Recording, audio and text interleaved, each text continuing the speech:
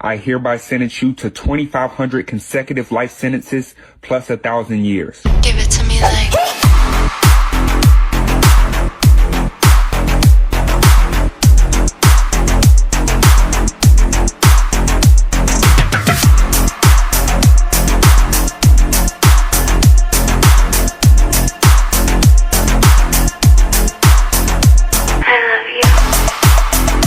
What's up, everybody? So welcome to another episode, Season of the Jungle. Today I have with me my guy Kev. I met Kev off TikTok, and both of us got into TikTok because of our daughters, just making stupid videos with them, kind of for a laugh, something to do with them. And from there we got onto Trucker Talk. And Kev, he's amassed a pretty decent following of about 54,000 people. I was on his page prowling around earlier too, and he's got something like 600,000 likes, 54,000 followers. He's big on Trucker Talk. Anytime I'm ever having a rough go at it out on the road, I always pop over to his page for a good laugh. But without further ado, guys, this is Kev. We're going to get into Kev's story here in a minute. So Kev, why don't you just tell everybody real quick who you are, say hi to everybody, and go from there. What's up, everybody? Obviously, my name's Kev. I'm a truck driver, slash TikToker, as he just mentioned. But no, I'm a truck driver, man. I used to be into another type of lifestyle that I guess we're gonna get into in a little bit. But yeah, that's it. I'm Kev, man. I really don't know what else to say to that. Turn my radio down real quick.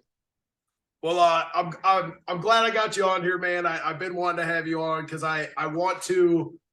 I'm like a firm believer in truck driving for guys with criminal records. Is a great lifestyle. I mean, we're already conditioned to that small living quarters. We're used to dealing with we could be by ourselves for days on end at a time, and so I've always been a big advocate and always push guys that have felonies that are kind of having a rough go at finding their path to get into truck driving. So why don't you, real quick, just briefly tell everybody, where are you from? Where'd you grow up? Kind of what was your childhood like? So I grew up, I was born in Los Angeles at the USC Medical Center. I grew up in South Central, South LA, for about half my life. And then my family moved to it was my mom and my stepdad moved to Palmdale, which is about almost an hour away, an hour north of LA, trying to get away from all of the shit that we were pretty much living in South LA. So we moved there. I grew up with my mom and my stepdad. My stepdad been in my life since I was probably, I want to say, about 3. Because my real dad, he killed himself when I was 9. And I resented my mom a lot for that until I just found out that that was bad. It wasn't really her fault. She had something to do with it, but he was a Vietnam vet, and he killed himself due to a mix of that and other situations in his life, like the IRS was after him, and he was one of those guys that felt I don't have to pay taxes and all of that shit, like which I feel that way too, but hey, that shit will lead you down a path that you don't want to go, and it'll just make shit worse. So there's a few things, like people say, that are guaranteed in life, and that's one of them. So him being a Vietnam vet and not paying his taxes, kind of, he got shot like I think 7 or 8 times in Vietnam, so he was pretty fucked up. So that combination of the IRS coming after him, my mom coming after him, and that Vietnam situation caused him to commit suicide when I was 9. So when we were 9, we left Los Angeles.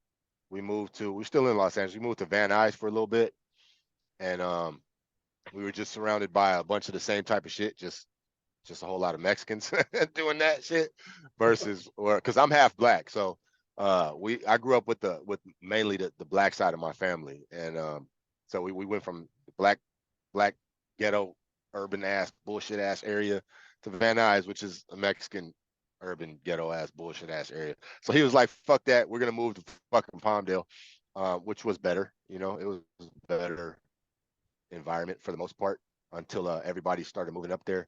But I at that point in time, like when I was 9, after my dad died, after he killed himself, I started turning like to the streets pretty much because I resented my stepdad. I didn't like my stepdad at all. Um, Now after having talked to him after I've grown up though, I realized that, man, all dude was trying to do was just, he was hard, right? He was fucking hard on me. Uh, but as I realized, he also told me, he was like, I made a lot of mistakes with you because I only had a daughter. I didn't know how to raise a son. And on top of that, you weren't biologically mine, so I probably took out a little bit more anger or did things I did a lot of things that I regretted. So we're like this now, because partly because I've grown up and I've realized that, hey, raising boys is not easy, you know. No. Yeah, it's not. Like I got 3 boys, so it's not fucking easy, man. They're little terrorizers, but all you Oh, can do is do your best. raising kids in general isn't easy, dude. But Oh yeah, yeah. boys will give you a run for the money. I lucked out. My boy's not my troublemaker. My daughter's my troublemaker. Oh She's yeah. that's karma. That's karma reincarnated, boy. Yeah. I got 3 of those too. I got 2 and 1 on the way. I got an 18-year-old daughter. She just turned 18, so I got 5 kids in total. 1 on the way. So yeah. So when we moved up to Palmdale, I was like, 10, 11 years old. I'm running the streets because I got a lot of cousins that were gang members. So some of them were up there, and yeah, I just fell into the streets pretty much at a real young age because I didn't want to be at home. I was always running away, staying like a week at my friends and my homies' houses and shit, and just getting in trouble. I started at juvenile hall shit. I've done juvenile hall I started juvenile hall when I was like 13. I've done all the juvenile camps in LA County. I've been to all the juvenile halls in LA County. Uh, yeah, I was a fucking little shithead. And yeah, I mean, I'm not gonna fucking deny it. I was a little fucking shithead. And that you know what that did? I just ended up going to prison. So after I got out of a lockdown group home, well, no, I got out of a regular group home when I was 18. They let me go because it was this nice lady named Miss Judy. She was cool. She seen that I had been in nothing but like juvenile camps and lockdown group homes and nothing was working. And this group home, the lady came and interviewed me. It was a regular house. Like, I wasn't used to that. I was used to big hospitals turned into like lockdown facilities for kids my age that didn't want to fucking listen to anybody, and she gave me a chance, and I stayed there for a couple of years and I did good. It was in Chatsworth, California. But they had to let me go because I turned 18. And when I turned 18, I went back home and I was running amok. Yeah, I started hanging out with the same people I grew up with, and little dumb shit like theft and all of that shit, and assaults turned into home invasions, like full scale home invasions, like armed robberies and shit. And just because I didn't want to get a fucking job. Nobody wants. Because I didn't want to get a My wife and I bitch about that all the time now. It's that new age mentality. Everybody will, the kids will work harder to not work 40 hours a week and not realize they're still working like 60 hours a week and doing man. dumb. And look, and taking a penitentiary risk too. And Right. it wasn't really, I didn't want to work. It was just I mean, I had been doing it for years, so I was kind of like, it was a rush for me, and it was also a peer pressure thing. Like all my homies were doing it, so I didn't want to be like, no, I'm not gonna do that, you know. So yeah. That was so. It's funny you said home invasions and burglaries and shit like that. So what I went down for was burglary, and I never did any shit while anybody was home. Not that it's by any means any fucking better, but Yes. you still go down smoking for an F2 out this way, either one or the other. But yeah, man, after I started doing it, like you just mentioned that rush, and I mean, I was a drug addict, dude. I wasn't like running around. I mean, I was running around with a lot of dumbasses, but I was a fucking full blown heroin addict. You know what I mean? So that topped with like the adrenaline on top of it of running up into somebody's house, that's addictive in itself, man. Oh yeah. So, Yeah, not knowing what you're gonna find, and even treasure hunting. like, yeah, really. Like it's I look back at it now like I was a straight piece of shit, but Me but too. hey, sometimes Yeah, but it wasn't for lack of my parents trying. You know, I was brought up in the best household that I could be brought up in. Like they Yeah. definitely fucking tried. To the point where my mom was telling the juvenile system to put him in jail. He needs to learn a lesson. Like, and it was just me. It was just some people are just rebellious and fuck that. I'm gonna do what I want to do, regardless Yeah. of the consequences. And I had to learn. So then I was in and out of prison. From 19, just turned 19, and I was in and out of prison. Uh, my first time going to prison, they offered me man, I could have did 2 years, but I was fucking listening to jailhouse lawyers and shit. No, don't take that. This is your first time as an adult No. and all of that bullshit. Man, I ended up with 4 years. So yeah, I ended up doing 4 years. They gave me 4 years with half. But I was still in that mindset, like I'm going into prison and I'm gonna be one of the most turned up motherfuckers I can be. So I went in there and I ended up doing damn near 4 years when I could have just did two, because I'm getting caught with weapons. I'm getting caught with Pruno. I'm disrespecting staff. I'm assaulting staff, all of that type of shit. And yeah, so I almost did 4 years pretty much on that, and then I got out. The whole parole thing, that's just a recidivism fucking in the So, making. Like that parole shit is. oh, it is, and that's part of the reason that I wanted to do this, because I people don't understand how everything is just stacked against you from the second, like it's harder the second you step out than it is while you're in there. I Oh, mean, yeah. you've got like it's not the environment you want to live in, but most of society doesn't understand. Like last night, I've got buddies that are trying to get housing right now, and they're calling me like looking for like resources, things like that. And I called a real estate agent that I know looking for like a second chance, like real estate agent, somebody that finds housing for felons. This chick's been Yeah. in the real estate game for 40 years. And she's like, what's that? She's like, I've never heard of that. So people don't understand like how hard it is once guys get out, and you're getting out at 19. I got another buddy that I did another episode with. He was out at 25. He went in when he was 18. No, I got And out when I was 20, almost 24. yeah. And so people don't understand, like, you went from being a kid and now you're a full-blown adult and you have no life skills. All you know is the streets. And there's no reform in jail. It's we're going to throw you in a box. You're going to fend for yourself for the next 4 years.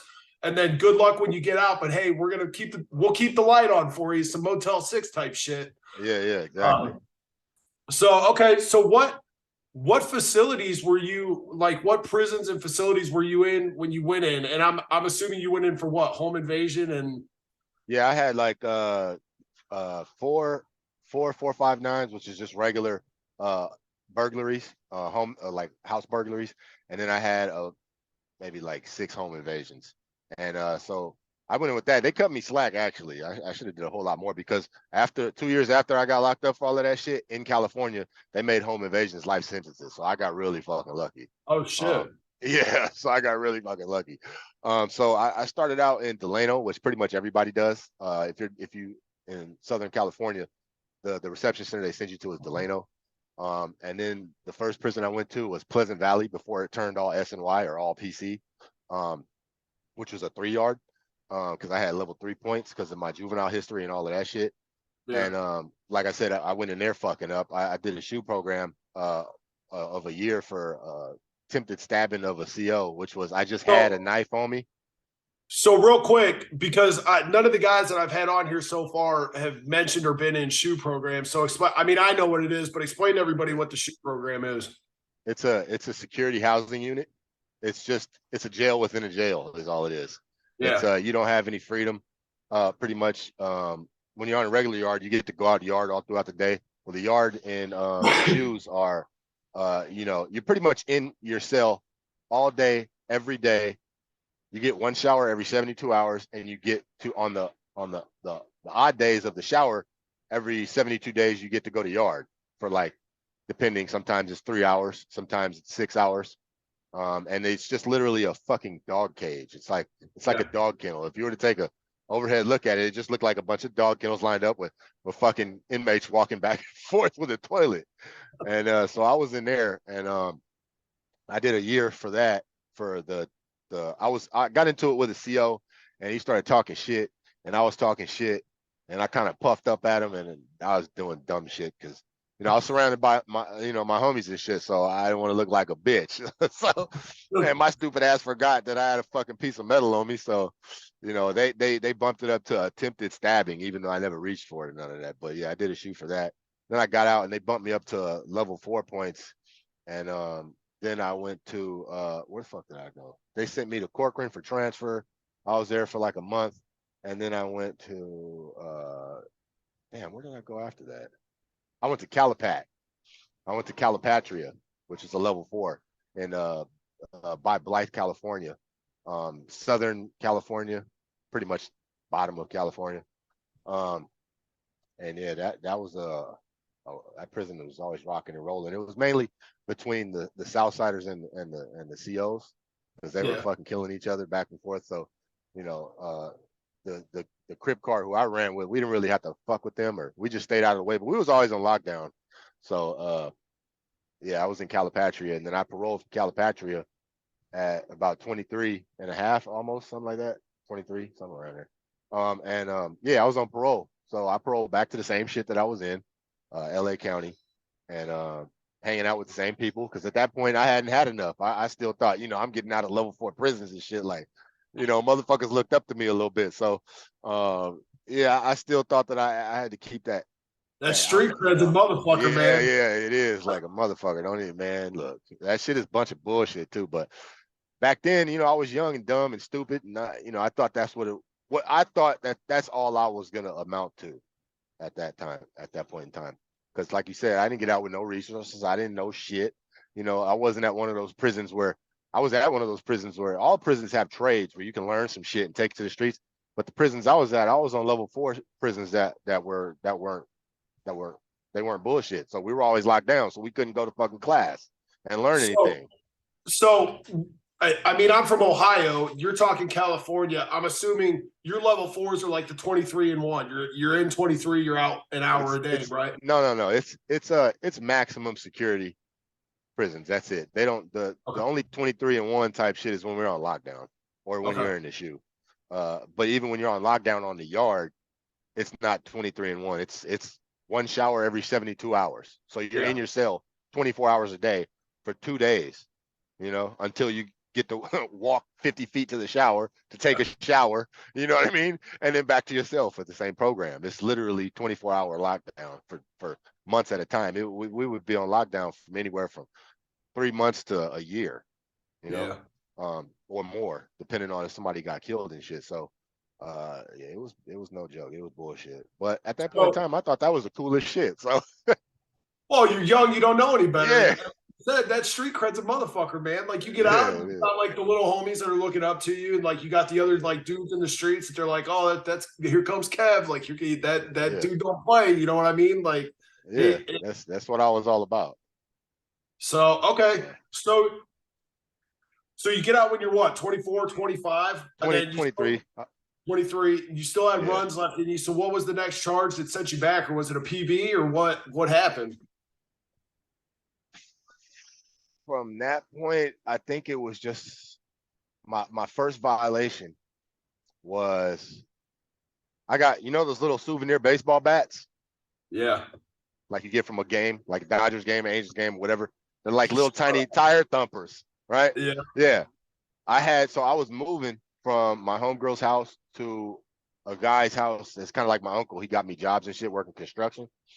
So I had all of my shit in my car, and it was just a souvenir bat that I had from a Dodger game that I acquired. I wasn't doing nothing with it. It was just, it would be sitting up on my fucking dresser or some shit. I had it in my trunk. So I'm sitting on the street 2 a.m. in the morning, right down the street from the Palmdale Sheriff Station. And if I'm facing away from it so I could look in my side view mirror and see the gate to where they come out and start their patrol. I seen the gate open, and I'm waiting for him to get home. I seen the gate open, and he could either make a left or right or go straight. This is a bad area in Palmdale too. So he picked straight, decides to go down the neighborhood instead of hit the highway or something. And I'm in my car, and I said, fuck. And I started sliding down like that. Like, damn, I hope this fool don't see me. But he's driving down the street like 5 miles an hour. He got a spotlight, and he's hitting every, you know, crack and crevice between the houses, the cars. I said, I know he's gonna see me as soon as this shit hits my car windows. I know. So he saw me, and he stops, and he comes to the door, and he probation. Yeah, I'm on parole. So he's like, all right, cool. Step out He patted me down. He cuffed me. He said, look, man, I'm gonna be real with you. I'm just gonna search your car. If there's nothing in there that you shouldn't have, you ain't got nothing to worry about. I said, cool. I'm just moving. There's nothing in my car. I don't got shit to worry about. And then I thought, I'm like, fuck. I had a fucking flip open razor blade, like we use for construction shit, in the cup holder right here next to me. I thought that was gonna do it. And I told him, I said, there's a razor blade in there that I use for my work and whatnot. And I got a few other tools in there. He said, oh man, don't worry about that. He said, if you don't got no, drugs or nothing, no weapons, none of that, you ain't got no problem. So he searches the car, goes to the back, pulls out all the shit that's in the trunk, clothes, boxes of shit, and he finds his bat. And he comes back and he gets in his car, and I'm in the back cuffed. And he says, so what's up with this bat? I said, what do you mean what's up with it? I got it from a baseball game. It's a souvenir. He said, no, this is a weapon on parole. I said, you gotta be fucking bullshitting me, man. He said, nope, I'm not bullshitting you at all. So he says, so look here. He says, you know anybody around here that sells drugs or sells weapons or anything? I said, man, what? He said, I didn't stutter. He said, do you know anybody around here that sells drugs? I said, you want me to tell on somebody for my freedom? He said, yep. I said, man, take me to fucking jail. He said, all right. That's exactly what the motherfucker did too. He took me. He started his shift. 5 minutes later, he had an arrest. He flipped a bitch and went right back through the gate that I saw him pull out of. And I did a year flat for that in Lancaster State Prison. Yep, I did a year flat for that. And so I did a year in that, and I got out. And what did I do? I got out a year after that, and I got into a fight. Call the cops over a parking spot. Call the cops. I get fucking 2 years for that. And I would get out, do a violation, because I will get nothing but mainly violations. So I did another year and a half violation. It was supposed to be a year, but I kept getting in trouble as usual. So I did almost 2 years on that, and I got out, decided to hit another house again. I got 2 years on that, 2 years straight on that. They gave me 4 years with half again. So I did 2 years. I did good on that. I got out. I didn't get in too much trouble because at that point in time, I'm like, this is starting to get old now. You know what I mean? And so I got out, and then I got out 2 years of that, and then I was at my mom's house, and my neighbor had I think at this point in time he had to be like maybe 10 or 11. I'm showing him how to shoot a pellet rifle, right? Just as a kid, like, I'm older. He has a pellet gun. He's not using it. I'm trying to show him in an area, in a neighborhood where there's not a lot of traffic. So I'm literally shooting across the street that's about 20 feet wide. Like, it's the length of a fucking highway, 2-lane highway, at a brick wall at a target. And somebody turns the corner and assumes that it's a real gun, right? So they call the cops. I didn't know he called the cops, right? He just did it as he was driving. Next thing I know, I'm out there, I'm right by the car, and I see 2 sheriffs creeping through, because there was like a little wooded area on the corner. I see 2 sheriffs with fucking rifles creeping through the fucking thing, and I hurry up and drop that shit. Like, what the fuck are you guys doing, right? And they it was pretty much a felony stop. There was like 20 cops hit the corner. They all draw down on me, had me lay down, so on and so forth. And at that point in time, I was selling drugs. I was selling crystal, and I was selling weed. I was selling kush too. So I'm more worried. I forgot about the damn eighth I had in crystal in my pocket, because I'm so worried about them not shooting me, because I had this fucking thing in my hand, right? So they cuffed me up, and it was in my sock, actually. And they do a bullshit pat down on me and throw me in the car, and it's still in my sock in the fucking car. And they get out, or they realize that it's just a fucking pellet gun. They start laughing. They come back to the car. They're like, all right, man. They're like, we're just gonna pat you down again. They were gonna take me to jail for some bullshit, like a bullshit parole violation that I was gonna get COP out on parole like the next day or some dumb shit. So they had to do an actual pat down, an actual search. They find the shit. The guy says, well, look what we got here, right? I said, oh, fuck. And I was in that motherfucker sweating the whole time, because, they turned the heat up on me and all types of shit. So I'm in there sweating because I'm nervous, because I'm I'm thinking that they probably gonna find this, and then they got the heat up. They get out, they find it. I end up doing 32 with 80% with that. So that was just a little bit over 2 years I had to go back and do for that. So I do that. I managed to stay pretty much out of trouble. I did like 2.5 years.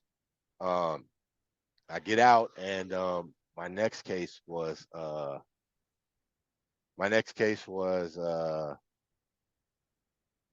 was it? Oh, I was living in Victorville, which is like the same distance away, about an hour away from San Bernardino, not LA County, San Bernardino County. And I had some pellet rifles in the house, and this is when I was tattooing. I had stopped selling drugs. I had stopped doing all of that shit because I was, like I said, I was fed up with, with going in and out of prison and shit. So one of my friends was laying under my garage, and I didn't know he was doing this because I was in the house cooking breakfast for my kids and shit. And he was shooting at a target across the street with the garage door cracked this far from the ground. Once again, me and pellet guns just don't get it. It's just bad, right? Somebody calls and sees, and they think that this fool has a real fucking rifle shooting at a can from across the street. I always shot shit in my backyard. I wouldn't be doing no dumb shit like that. But like I said, I was in the house cooking breakfast for my kids. So once again, felony stop type shit. Cops swarm the fucking house. I hear a boom, boom, boom on the garage because we're still in the garage. This is after I'd fed him and all that. Came back out about 10 minutes later. I hear boom, boom, boom on my garage. And I hear police. And I say, oh, fuck. And I look at him like, what the fuck did you do? Like, what the fuck? Why do we have cops at our fucking my garage door right now? So I had a paint can because the garage didn't work. So I had a paint can holding the garage from slamming all the way shut. The cop takes the door and just racks it all the way open. And, no, my bad. I had told him, I said, look, don't open the garage door, right? Because that's just going to invite them in. I said, slide out under the door. So he got on his stomach and he slithered out under the door. I did the same thing, thinking that they were going to do their job as they should and not just open the fucking door, right? Well, we got out. They cuffed us up, didn't ask us shit. The dude took his hand, racked open the garage door. They put us in the fucking the cars, and they go through my house like they had a right to, right? They go through my house like they had a right, like they had a warrant. And I didn't understand, like I know the law like I know the law now regarding First and Fourth Amendment specifically, right? Because I got railroaded on that fucking case. So they rack the door. There's like 20 cops running through the garage, running through my house. They bring my kids out. They bring a potato launcher out. I had made a potato launcher. For people that don't, you know what that is? Yeah. It's just a bit for people that don't know it. I know what a potato launcher is. Okay, yeah. So for people that don't know, it's just a PVC pipe made to launch potatoes fucking hundreds of yards or whatnot. And there's two different types of ways you can make them.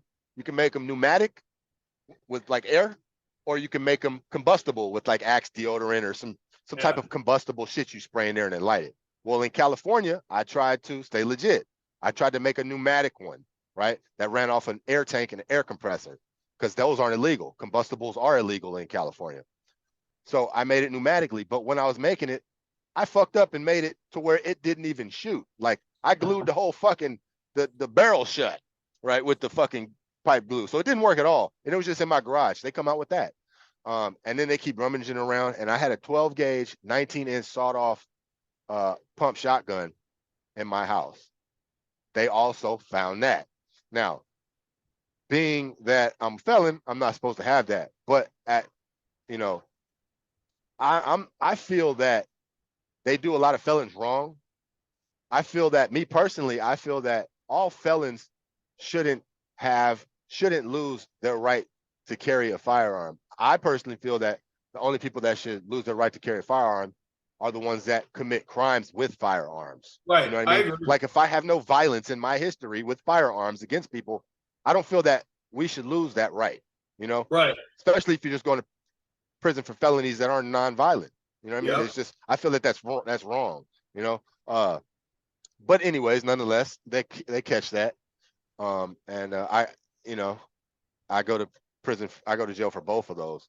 And I did like five with 80 on that. So, I did almost 4 years on that. And yeah, but while I was in jail, after I got sentenced, I started thinking like, yo, I think that shit was fucking illegal, man. Like, you can't just run in somebody's house like that over a fucking anonymous call. And come to find out, I was right. You got to have exigent circumstance. They have to have exigent circumstances, right? Or they have to have a fucking warrant, no matter what anybody calls. And the only person that can justify that is a credible informant that is registered with the police department for giving credible tips on shit, not just some random person, right? Yeah. Like, I can't just be like, yo, this guy has a gun, and next thing I know, there's 20 cops running through your house. That's illegal. But that's what they did to me, right? But I didn't know, and I had to take the deal because I didn't know all of the shit that I know now legally.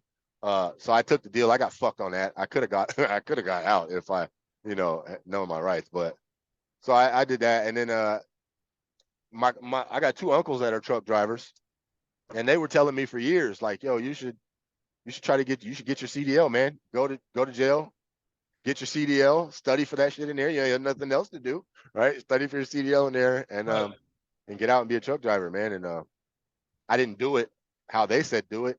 I got the book mailed to me and whatnot, and I studied it here and there. But it's still, prison is, if you're not a punk or a bitch, prison is fun. It sounds stupid, right? But if you're used to that life, right, it's just boring, and you ain't getting you can't get no pussy, and Right. you're not around your family and friends. But other than that, once you're settled in, I mean, the shit flies by like that.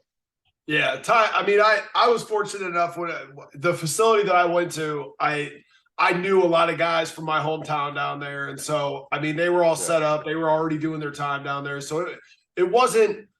It's obviously. I mean, you get comfortable because you adapt to your environment.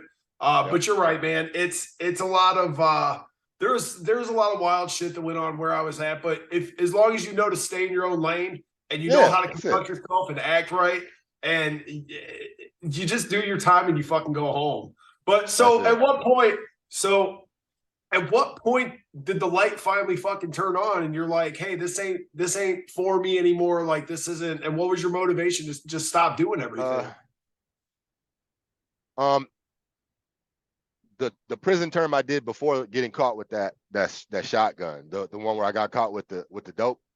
Yeah. When I got half my way through that prison, I was just laying in bed one day in my bunk, and I just staring at the fucking roof, like, and this was in Blythe too, so it's hot as fuck, dude. And that prison gets 130 degrees with like 90% humidity, and in the cells it just fucking cooks you. Like, concrete, for people that don't know, that shit, whether it's hot or cold, it just makes whatever it is fucking 50 times worse. Right? And I'm sitting in there sweating because my fan broke, and we were on lockdown, and I'm just staring at the wall like, yo, this is something's got to fucking change, dude, because this ain't working. I'm fucking done. Like, I can't do this shit no more. And I'm thinking about my kids, because my kids are starting to get older. Like, the oldest one at that point was like 11 or something like that. And I was just like, yo, I can't keep coming in and out of fucking prison. Like, how the fuck are my kids gonna look at me once they start understanding what the fuck it is I'm doing, and constantly in and out? I'm gonna be a piece of shit in their eyes, and I can't do that. And then I got out, and that's when it clicked. That's when I was like, I was done with anything illegal besides having that shotgun to protect my household if anything were to happen. It's not like I'm running around. I wasn't running around the streets with guns and shit. You know what I mean? It was just in my house if I needed it. Who the fuck would have thought that one of my friends would be playing with a fucking pellet rifle, get caught, and then now I got cops finding it? Like, it's just, that was unforeseen. You know what I mean? And that was just some bullshit right there, because I was already done at that point. But when I went to jail for that and did years for that, I was just in there with a whole new mindset. Like, yo, I'm not fucking with none of y'all. Like, y'all can kiss my motherfucking ass. I'm over here doing my shit myself. I don't need nothing from nobody. I'm working out. I'm in my cell all day. If not, I'm finding some old dude and I'm playing dominoes with him at the tables. I'm staying out of every bullshit. I'm going home to my kids, period, point blank, and I don't give a fuck. And that's what happened. So like I said, before that last term I did, and then when I did that extra term after the term that made me say fuck this shit, it really solidified like, yo, I'm never going to prison again. Like, you know what I mean? So it was after that Oh man, finally. those the kids. That's one of the common denominators. So, a lot of guys that I've talked to, it's they finally, because my kids were little when I was locked up. Like, but then Yeah. my son was getting older, and it's those kids will do it to you, man. So Oh what? yeah. So at what point how old were you when you got out? And then did you go get your CDL immediately when you got out? Well, I got out after that last prison term, and I was trying to find funding to like get a trade, right? I wasn't set on truck driving yet. I got some masonry background also. Like I was a brick mason for a couple years too. So it was either go back to doing that or truck. And I was just like, I kind of want to do something new. So I found this damn, what do they call this? It's like a EDD, an employment development something, right? That helps people, whether you've been to prison or not, just down on your luck, and you need a government program to help you find a trade while you're on the outs. It has nothing to do with parole or none of that. I went completely outside of that after I got on parole and probation, because they don't really help you at all. Like the shit they send you to is bullshit. So I Yeah. found the EDD program. They said, okay, we can fund these are the things that we offer. There was a list of shit. Truck driving was on them. I'm like, yo, I want to do truck driving. They're like, okay, well, we need you to come back, do another meeting, sit through another thing. So they had me jump through. Oh, they were like, oh, we don't have the funding for that now. You're gonna have to wait about 7-8 months for the funding, the fiscal year to come around. And within that wait, we're gonna have you come back for orientations, do this, do that. So they wanted to know if I was serious in changing my life around and actually following through with this, because they sent me through a whole bunch of bullshit classes I had to sit hours through, and a bunch of stuff they kept calling me back for, because my car got impounded. So I had to keep taking the bus back and forth to this place, and they would just wanted to know if I was fucking serious. And at that point in time, I was fucking serious. So everything they told me to fucking do, I did on time to the T, no questions asked. And they saw that and they were like, okay, boom, we see you're serious. So we're gonna grant you $5,000 to go to a trucking school, right? So, and this is in Victorville, and they were like, all you got to do now is find a trucking school you want to go to. There's a list of a few of them in the area, and we will fund you a little bit of gas money. I think it was like $100 a week or something like that for gas too, and we'll pay for it. So I had to go down to Palmdale because there was one in Lancaster. I had to go to the one in Lancaster. Signed up for that. They took the funding, and my stepdad, he let me use his Mercedes and shit, so I could go back and forth from Victorville, from home to Lancaster for school. And they said the average time of graduation for the trucking school at that school was about a month and a half.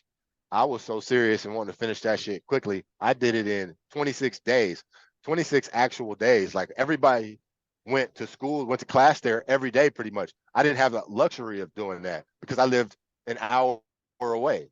So I would go maybe 2-3 times a week, and I would soak up as much as I fucking could with those days. And as long as I stayed there for those 2-3 days a week, and it came out to, it was like a month and a half time, but it was 26 actual days that it took me to obtain my CDL. And they said I was the second person to ever get the CDL there, the fastest out of all the years that they've been in operation. That's because I was serious, dude. I the shit that wasn't working, dude. I needed something to work for me. Yeah, and there's, dude, when it comes down to it, when that light finally clicks, and you're like, I've fucking had enough. I'm tired of going through this shit. There's one word that just always sticks out to me, and it's action. And Yeah. like the people giving you the funding for the CDL, like they wanted to see action. Like your kids probably at that point, they were like, they're tired of hearing, yeah, I'm going to come home and I'm going to stay out. They want to see action. You know what I mean? And I mean, you took action. Probably your stepdad at that point, he didn't want to loan his fucking car to you, but you take action and you make moves and you show everybody, and then over time, shit starts getting better for you. So, oh yeah, he saw it. He saw before he loaned his car to me. He saw I was serious because he saw that he knew what I was doing to get that funding, and he's like, damn, he got the funding. They approved him. Okay, damn. Well, he lives out there, but I'm gonna let him use my car. He saw right then and there I was serious, and something had snapped, something had changed in me, and yeah. No, so I mean, and I preach that to people all the time as well too, because you have to understand, coming out of prison, whether it be with a job, a landlord, your family, your kids, whoever it is, all anybody wants to see is action. They don't give a fuck about this because you've been doing this for your entire fucking life. So once you start taking action and making moves, and they see some progress and they see you're determined and you're willing to actually make a change, things will start kind of falling in line for you, you know? So, so you get into truck driving. How long have you been driving for? 6 years. 6 years. So, and you do a lot of flatbed, right? Yeah, I did 2 years like reefer just to get my experience at a solid company for 2 solid years. And then I took off flatbedding, and I've been to quite a few different flatbed companies just to gain my experience. Because I was like, yo, if I want to do truck driving, I want to do, the big shit. I want to do oversized and heavy haul and shit. And that was like my goal from the very start. And that's what I do now. So I went to my first beginner flatbed company, did like a year and a half with them. And I went to, another company after that, and then another company after that. But each company I went to always paid more and was better than the last. And so now pretty much mainly what I do is oversized. Like JK Hackle is pretty much just an oversized specialty company. Hold on. Truck entry. All right, cool. Yeah, so that's what I do now. Pretty much oversized specialty. I saw shit, step deck.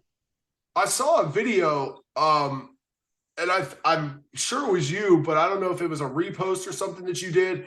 Did you deliver to a military base where they unloaded you with a helicopter? Oh, dude, that you got by that? That was a fucking a filter, bro. That was a filter. That wasn't a real helicopter. I know this dude's been to prison and they're trusting him with military loads. What the fuck is going on right here?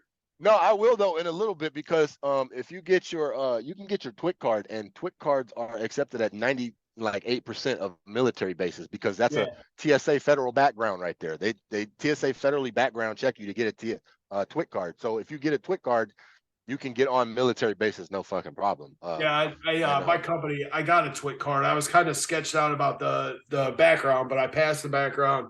So I got my TWIC card. It was about 8 months ago, but I run fucking tanker. There ain't nothing in tanks that we're pulling out of ports, dude. No. Okay. Excuse me.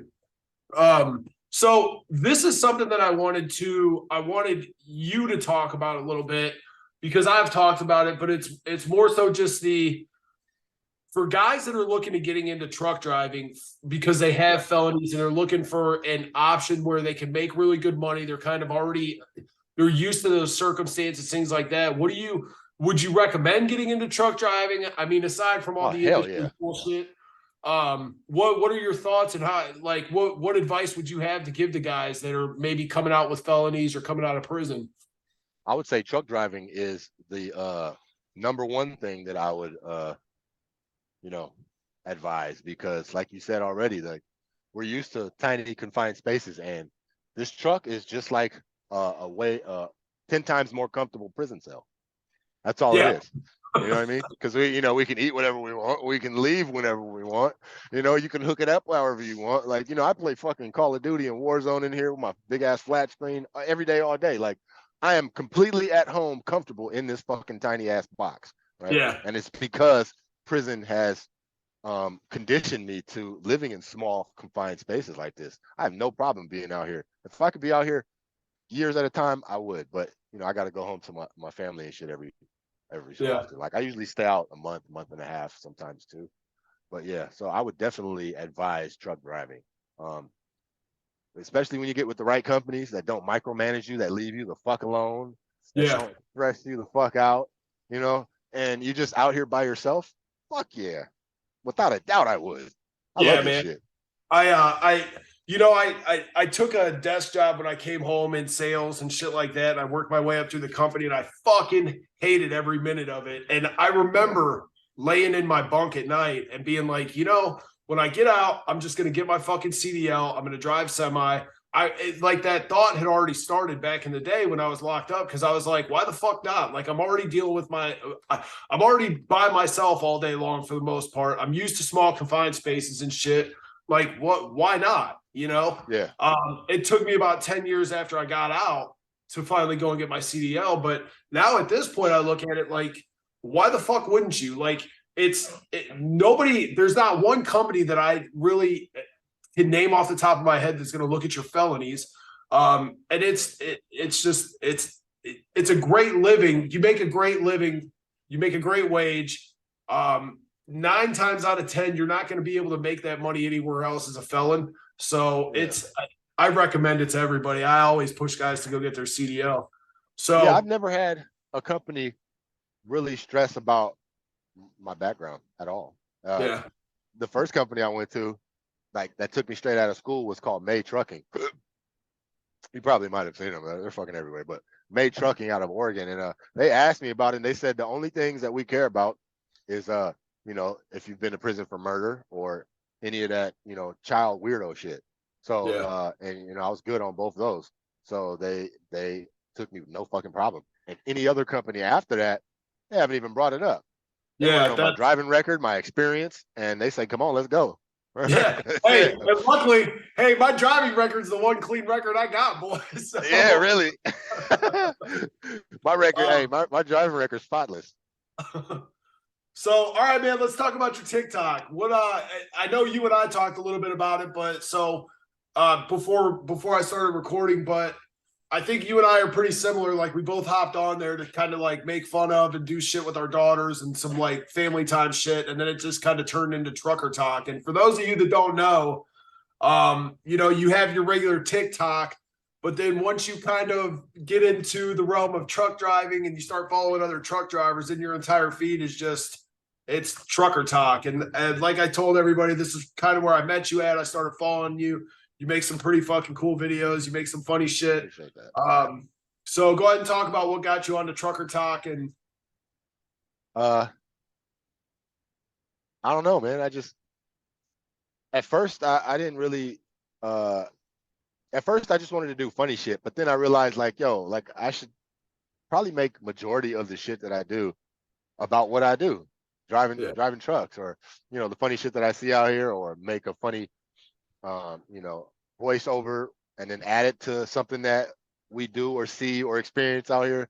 And it just started, I guess, going a little nuts on trucker talk. I don't know, but I mean, I really feel like there's nothing really else to do. I mean, this is what I do 24/7. So why not make a majority of my TikTok about what I do? So well, and like we were talking about before, it passes the time, man. Like I always, I'll be sitting waiting to get loaded or unloaded or whatever, and I'll be like you said, something stupid that I saw at the truck stop the night before will pop in my mind, or I'll be pissed off about something I just saw, and I'll be like, "Oh fuck it, pass the time." So no, that's cool, man. So you've got what at this point? I think you got around. I checked it before I got on here. I think you're at like 54,000 followers. That's a pretty big following, dude. 52. Yeah, that's awesome, man. So 52. All right, it's been kind of like slow lately. Like I've been stuck at 52 for a while, but every now and then I'll post some shit, or I'll just wake up with like 1,200 extra followers or some shit. But it's been slower lately, so I think I got. TikTok's weird, man, and they're weird about the times you post shit. Like there's times where I'm like, oh, this is a banger, like this is gonna go off, and then it'll get like 3 views, and I'm like, what the fuck? And then I'll post something completely fucking stupid, and it'll get like shit. Yeah. It's weird like that. And plus, like I think I personally think that I'm shadow banned every now and then, or I don't know if it's permanently or just certain shit, because I post a lot of, because I'm a Republican, so I used to be a fucking huge Democrat, right? Like not really, but I was Democrat minded. You know what I mean? Before I turned my life around, I was like, yo, something's got to change, and it's got to be my thinking and the people I hang out with. And so I post a lot of Republican shit or Trump shit, and I think that fucking hinders me from getting a lot more views that I normally would get, because TikTok doesn't like that shit. No. So. None of the platforms like that. The second you pro Trump and they can prove it, your shit's getting flagged. So well, what advice? You can be pro BLM and all of that, and they'll let that shit fly. And they'll give that shit 1 billion views. It's like fucking nuts. But hey, that's how the shit is. So that's the world we live in, man. So, what advice do you have for any guys that are getting out? I mean, you've seemed to have made. I mean, you're happy doing what you're doing. It seem like you're living a pretty good life now. You're on the up and up. So, what advice do you have for guys that are maybe getting out here recently, or shortly, or soon, or? Uh, I would say if they have the money to put themselves straight into truck school, I would say use that shit because you're gonna get it back pretty quickly. Yeah, Because I have a lot of homies too that I've tried to get in. Some of them that I still talk to from like my childhood and my younger days and shit that are that I that I see are trying to go a different path route, and they've been asking me like, "Yo, I need help. How do you do that? How do you do this shit?" Like some of them are serious, some of them aren't. Some of them are serious. Some of them turn to not being so serious once they find out all of the shit and the steps that they have to go through and the work that they have to put in. They think it's just gonna come to them like that and whatnot. yeah, But if you have the money, I would say go straight to truck school. $4,000, $5,000, you get it back pretty quick. If you don't have the money, I guarantee you, there is in your area, there is like an employment office or some type of program to help people or train people in trades that will put you through a little bit of work or whatnot. Some of them might not, but most of them they have you go through some orientations and shit, and they will fund that for you, like it was for me. I didn't have to pay for nothing. They said the only time I have to pay for anything is if I fail it or I don't complete it. Then I have to pay everything back. But I completed it. well, So yeah, just so everybody knows too, and on the website that I have, there's a link for government like grant funding for felons. yeah, So there's just anybody listening to this, another avenue would obviously be hop on the website or just type in government grants for felons. They allocate X amount of money, X amount of funding every year for just things just like this. You're coming out of prison, you don't have any skills, you want to go to truck driving school. I don't know how much they give you. It's a lot of paperwork, but if you're serious about it, you'll make it happen. So oh yeah, the paperwork was up, man. That was the worst part. All the fucking paperwork, all the filling out shit I had to do. But like I said, if you're serious, you won't give a fuck. But it was a pain in the ass nonetheless. But I completed it. So there's also, you can also go to like certain trucking companies like Swift, CR England. They will train you yeah, for free. They'll say, "Come on, you don't have a license? Come on, we'll train you." But you have to sign 9 times out of 10, you're gonna have to sign like a 6 month to like a year, pretty much contract with them after they get you your CDL to pretty much pay them back. Which is, yeah. hey, if you're serious and you want to change your life around and you want to get this industry, I wouldn't give a fuck. I would do it. Right. Period. No, and I mean, I'll tell you the very first trucking company I worked for, it was all driving, and I had gotten my CDL. I paid for it, went and got it when I decided to go, and but because I didn't have any experience, they had their own truck driving school. So it's a local company. They're called J Rail, Yeah. but they hired me, put me through like a finishing school, and then I was in with like a bunch of their other students. But yeah, it's the same thing. There's a lot of I know Swift will do it. Werner does it. Those are like some of the mega carriers. Not that I'm telling you to go work for a fucking mega, but hey, Hey, if that's where you got to start somewhere, right? yeah, but I mean, I got in there with all these guys, and they're all getting their CDLs, and it's tough, man. Those companies that put you through that school, like if you're not making progress, they boot you the fuck out. So if you're not serious, don't be tied up in there. But it's a good those are good companies to work for because they will get you your CDL. You don't have to have experience. They got lots they can train you in.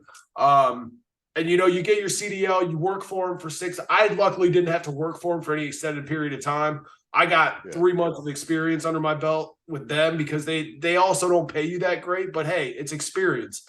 And then I went and started running tanker and actually making decent money. So yeah, man, those companies are out there. You just have to look. But again, there is government funding. There's grants out there available for anybody that, even if it's not truck driving, even if you want to go in, get into the carpenters union or some shit like that, just to get your training. So check that stuff out. Kev, is there anything else that you want to tell anybody before you hop off here? What's your tell everybody what your TikTok handle is and where else they can find you. It's Kev_the_trucker. That's my TikTok. That's Kev pretty much the trucker. only social media I use. Okay. I got Facebook and shit, but I really don't be on it that much. Right on. I stick to TikTok. I don't know, man. TikTok has became addicting over the years. So well, you're obviously good much. at it. I mean, like I said, Appreciate 54,000. That's a pretty significant, especially on Trucker Talk, man. That's why. I mean, there's not a whole lot of dudes that make big impressions on TikTok like that. So Keep doing what you're There's quite a doing. few truck drivers.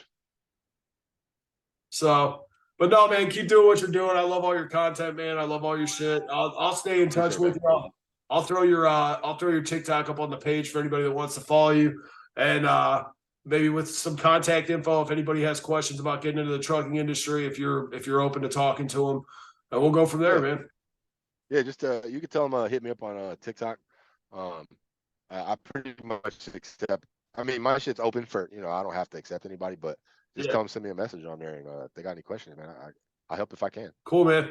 Well, hey, I appreciate you coming on. This was super cool of you to do, and stay safe out there, brother. And I'll be in touch with you. We'll stay in touch. So I'll talk to you later, everybody. Thanks for tuning in, and we will catch you on the flip side.